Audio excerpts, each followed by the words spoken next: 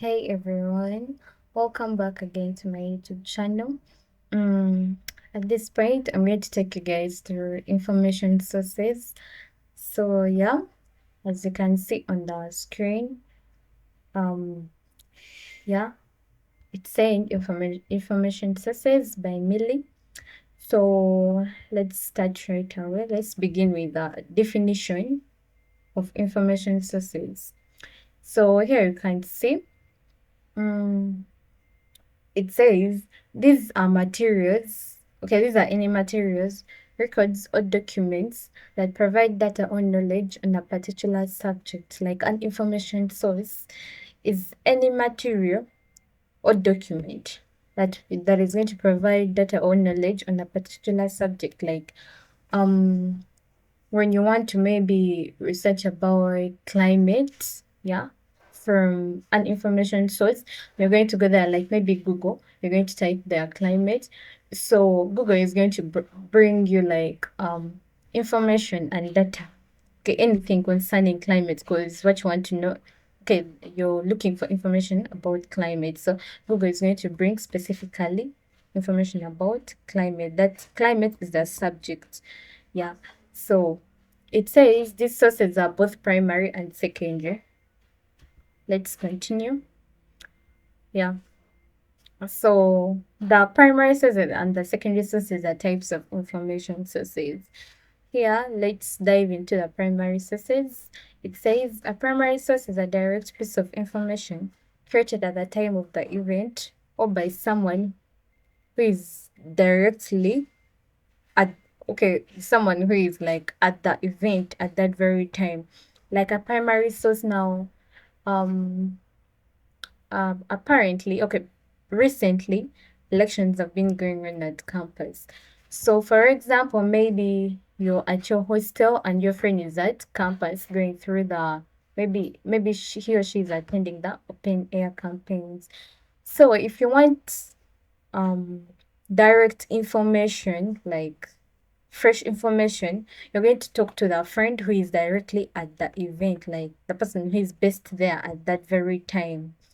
Yeah. So you're going to be asking for information from that very person. So that person, your friend, is going to become a primary source because he or she is at the happening at that very time. Then secondary sources is one that is all I can say is that a secondary source is like maybe a book. Okay, not necessarily a book, but maybe a newspaper, yeah.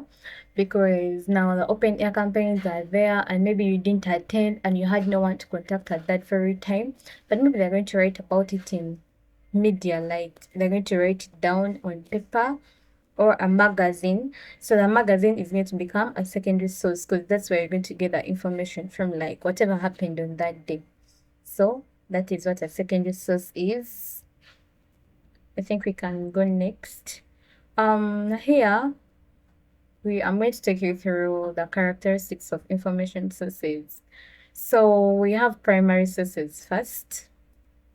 Primary sources provide original information or data since it's from the source.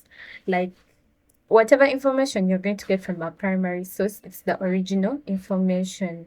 There is nothing that is going to be altered or changed, or there is no wrong information going to be given to you because it's like happening there and at that very time.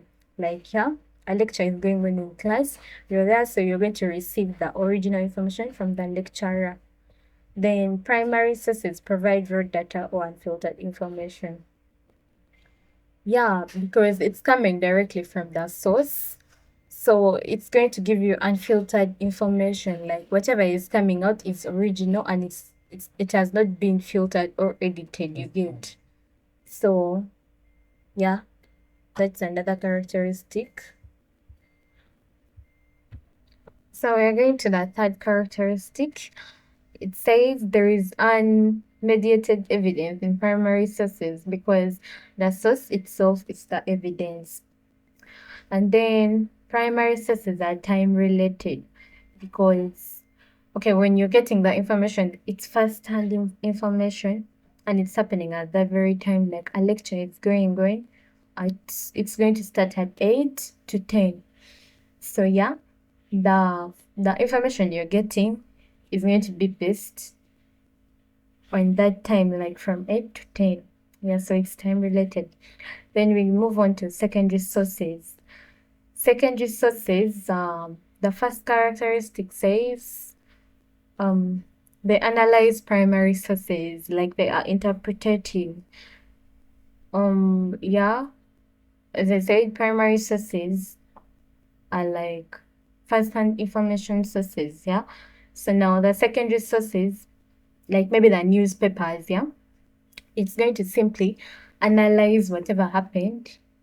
Like maybe yeah, during the open air campaigns, like let me say it took place last week, and then the newspaper is going to come out today. So it's simply going to like analyze whatever happened on that very day. Like it's going to interpret, it's going to simplify and break it down into pieces. Like it's not first-hand information, so it's going to obviously exaggerate at a point.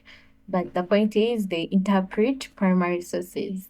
Then they are evaluative. They offer opinions based on evidence drawn from primary sources. That one is simple, can understand. Then they are summarized. Secondary sources provide summarized information. Like yeah, I'm going to use a very example of campaigns. It's not obviously going to give you every detail that happened on that very day. It's going to just summarize everything you get. So your secondary sources provide summarized information. And then they are contextual. Secondary sources help to frame or contextualize primary data within but that broader trends. Yeah, so that's the last characteristic of secondary sources. Yeah, so yeah, that's basically it. And I think I've taken you guys through a brief introduction of information sources. I gave you the definition and then the types are primary and secondary sources. Then I've given you characteristics of each type of information source, that's primary and secondary. So thank you guys for watching the video. I would like you guys to like and share the videos with your other friends. And yeah, see you guys in my next videos. Bye bye.